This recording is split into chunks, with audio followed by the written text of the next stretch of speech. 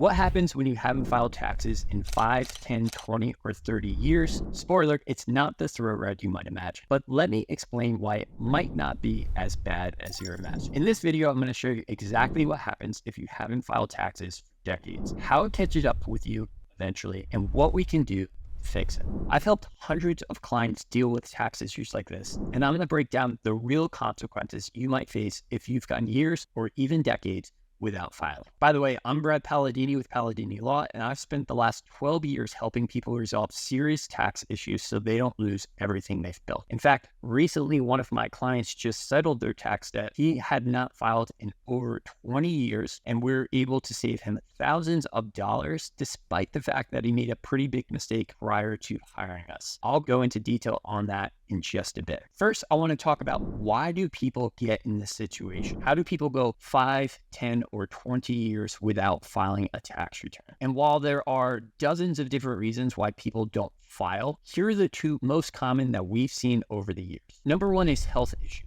So maybe the person had a heart attack, or they had cancer, or maybe a spouse or son or daughter had some major health problem, and they just fell off the bandwagon. And they don't file for a year because they're so consumed by dealing with whatever health issue they have to deal with. 1 year becomes 2, becomes 3, and before you know it, 10 or 20 years have passed without filing. The second major reason we see is that they know they're going to owe money, and since they don't have the money to pay their taxes, they simply don't file their taxes at all. And we'll explain why that is a mistake that should be avoided. So what are some of the consequences out there for not filing your taxes? The big one, the big question that we get asked all the time is, am I going to jail for not filing my taxes?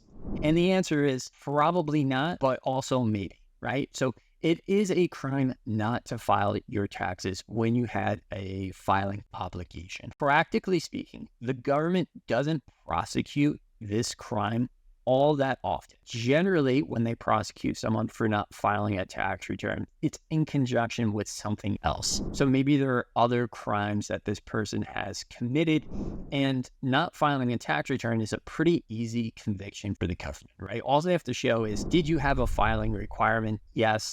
Did you know you had a filing requirement? Yes. And then more or less you're guilty, right? It doesn't take a whole lot of evidence to prove that you committed this crime.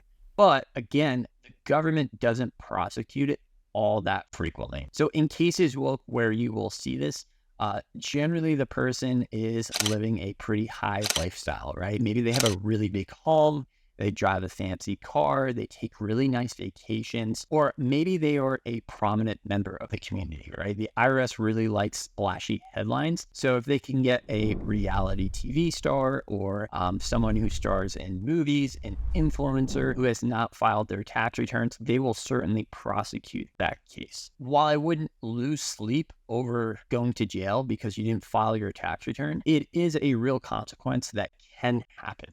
Some of the other consequences that are far more common are penalties and interest. So when you don't file your tax return on time, you're subject to a failure to file penalty. And that penalty is 5% per month, and it caps out at 25%. So basically, if you file your return 5 or more months late, you have capped out this penalty, which is 25% of the tax that you owed. Now, in addition to that, if you are not paying the taxes, because like we talked about earlier, a lot of people don't end up filing their tax return because they can't afford to pay it, you're also subject to the failure to pay penalty. And that penalty is 0.5% a month. And that too caps out at 25%. So between the failure to file penalty and the failure to pay penalty, you're looking at additional 50% in penalties because you didn't file and pay your taxes on time. And on top of all that, there is interest. And the IRS's interest rate has been pretty high the last couple of years.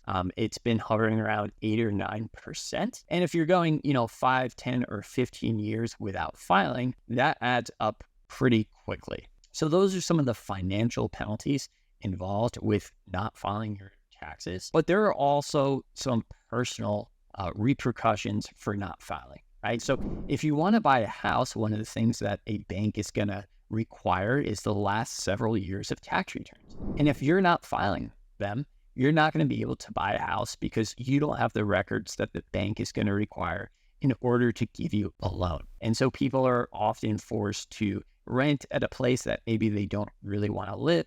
They're not able to fulfill their dream of buying their own home simply because they haven't filed these tax returns like they were supposed to. So how does the IRS catch on and realize that you did not file a tax return when you were supposed to? Well, the IRS knows more about you than you might think. So if you have a W-2 job, a job where you are getting a paycheck every week or every other week, at the end of the year, you will get a W-2 from your employer. Now, the IRS also gets a copy of this W-2 showing exactly how much money you made throughout the year. Even if you're not a W-2 employee, and let's say you are self-employed, some people who pay you money might issue a 1099, showing that they paid you $10,000 for the year for services that you provided. And again, the IRS is going to get a copy of this 1099. Now, even if there's no record of you making any money, so there's no 1099s, there's no W-2s, the IRS may have other information suggesting that you made some money. So let's say you bought a house years ago, back when you were filing tax returns, and now you are paying your mortgage every month, and as part of that mortgage, you're paying the mortgage interest. Again, at the end of the tax year, the bank is going to issue you a 1098 showing exactly how much in interest you paid throughout the year. So you could take that as a deduction on your tax return. And again, the IRS gets a copy of this as well. And so what the IRS will do is they'll say, well, this person is paying $10,000 a year in mortgage interest, plus they're paying property taxes, plus they're paying some portion of the principal of the loan. If they're paying all this money throughout the year, they had to have made some money. And so if you don't voluntarily file your tax return, what the IRS will do is file one for you. This is an SFR. It's basically a substitute return that the IRS prepares based on whatever information they have. And 99% of the time when the IRS files a return for you, you end up owing substantially more than if you had filed a return in the first place. And once the IRS files this return and assesses a tax against you, they are legally allowed to collect that debt, whether it's correct or not. So even if they're overestimating the tax that you owed, they can still collect that amount until and unless you file a return that corrects it. Many people will go 5 or 10 years and they haven't filed a tax return, never heard from the IRS, and so they don't really have any motivation to go and correct it. The IRS is a very big government agency. It's not always the most efficient government agency, and we've had cases where people haven't filed for 20 years, and then all of a sudden the IRS is knocking on their door asking about these missing tax returns. So more than likely, you're not going to be able to wait them out forever, right? At some point, the IRS is going to realize that you had a filing obligation and that you owe them these returns. Okay, so what steps should you take if you haven't filed tax returns for years or decades? What are the ways that you can resolve this? So there are a few different options. The simplest is filing the missing returns, right? So most of our clients who come to us who have not filed returns, we will assist them in getting the information they need to file these returns. For a small minority of people, they may benefit from entering into what's called the voluntary disclosure program. So the voluntary disclosure program is really designed for those taxpayers who have true criminal exposure here, right? Who the IRS may actually come after for not filing and paying their taxes on time. And so the way that program works is essentially you go to them and you say, look, I've made a pretty big mistake here. I'm worried about going to jail. Here's kind of the situation. Can we enter this into this program, right? I will pay additional penalties on top of the failure to file and failure to pay penalties. And in exchange, I want you to agree not to criminally prosecute me. And it's not a 100% guarantee that they will not do that, but it certainly, lessens the odds. And again, for most taxpayers, this is overkill and unnecessary. But every once in a while, this situation arises where we have to put someone into a voluntary disclosure program because there is a real risk that the IRS may criminally prosecute them. So earlier in the video, I told you about a recent client who we settled his tax debt. He hadn't filed in over 20 years, and we were able to eventually do a settlement with the IRS to waive a vast majority of the taxes that he owed. But what I wanted to really talk about is the mistake that he made prior to hiring us. So prior to hiring us, he went straight to his accountant and he told his accountant, look, I haven't filed in about 20 years. And the accountant, not knowing any better, started preparing tax returns for the last 20 years.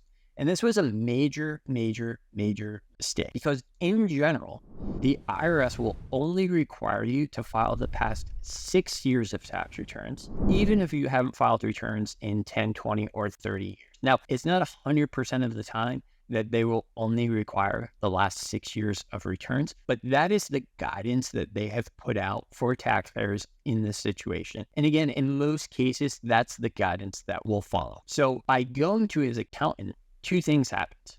One, he filed tax returns for the last 20 years, and the IRS will always process these old returns if you owe money, right? So they processed all 20 years of returns, which increased the liability dramatically, right? Because instead of only filing 6 years of returns, he filed 20. So he owed taxes for an additional 14 years. And not only did he owe taxes, he owed all of the failure to file penalty, all of the failure to pay penalty, and interest. And interest over 20 years racks up pretty fast. If he had come to us prior to going to the accountant, we would have made some inquiries with the IRS, and more than likely, we would have only had to have filed the last 6 years of returns. And that would have probably saved him 3/4 of the liability.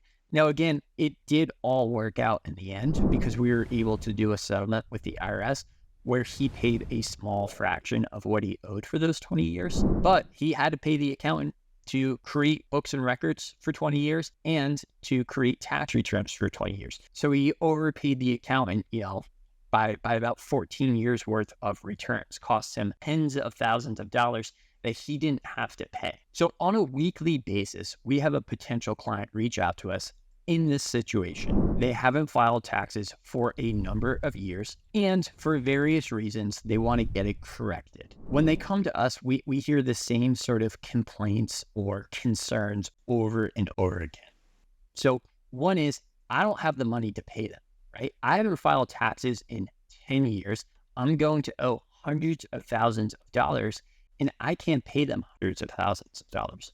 Well, the good news is you don't have to pay them the hundreds of thousands of dollars that you may owe. The good thing about the IRS is that they will make a determination of your ability to pay based on your current financial situation. So if you're making loads of money years ago and owe hundreds of thousands of dollars of taxes, and maybe you're not making as much now, they're not going to expect you to pay all of that money back, right? They will look at your situation and they will determine how much you can either pay monthly, right? Or they will take some sort of settlement to basically waive all of the past due taxes. So don't be afraid simply because you can't afford to pay the taxes, not to file the taxes. By filing the taxes, you are avoiding the failure to file penalty, which again is going to be about 25%. So even if you don't have the money to pay the taxes, you still want to get them filed.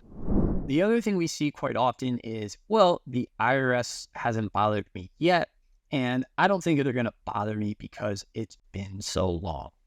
When you don't file a tax return, there is no statute of limitations, meaning that at any point in time, 10 years later, 20 years later, 30 years later, the IRS could file a return for you. Now, that doesn't happen often, but it does happen. And so just because you've gone several years without the IRS knocking on your door, doesn't mean you're going to be able to live the rest of your life like that, right? And the last sort of situation that we see pretty frequently is what I call burying your head in the sand syndrome. Right? So they come to us very stressed and very worried about this situation. They're maybe worried about going to jail, or they're worried about having to give up everything that they've made, or grown over the past several years in their business, and they just can't get over the hump, right? They are much more comfortable burying their head in the sand and ignoring the problem than actually tackling it head on. And like most problems in life, the longer you ignore it, the worse it will get, because not filing tax returns for 5 years and having to deal with that is one issue. Going 10 or 20 years is a different issue. The IRS is always willing to work with you, right? And they are particularly willing to work with you if you're the one approaching them, right? So if you go to the IRS and say, look, I haven't filed tax returns in the last 10 years, but I want to fix it now, they will work with you to fix the situation. If they're the ones knocking on your door saying, hey, you haven't filed in 10 years, they're going to be a lot more ticked off than if you were the one who voluntarily fixed this. So I always tell our clients, our potential client, you have the opportunity to fix this. And it's not just about solving this particular tax problem, because I know there are other areas of your life that this is impacting. You're losing sleep over this occasionally. Your anxiety is sky high. You're afraid to put money in the bank account, so you're constantly depositing checks, withdrawing cash, paying this bill, paying that bill. You're not able to build a great financial future because you're afraid it will all get taken away. If you are the first to remedy this, if you are the first to approach the IRS and fix this, you will have a far better result than if you wait until the IRS is done. If you find this information helpful, please go ahead and hit the subscribe button. It really helps the channel and ensures more people get the help that they need. And if you haven't filed your taxes in years, or you're worried about back taxes, click the link below to schedule a free consultation with our firm. My team and I have helped countless people get out of serious tax trouble, and we can help you too.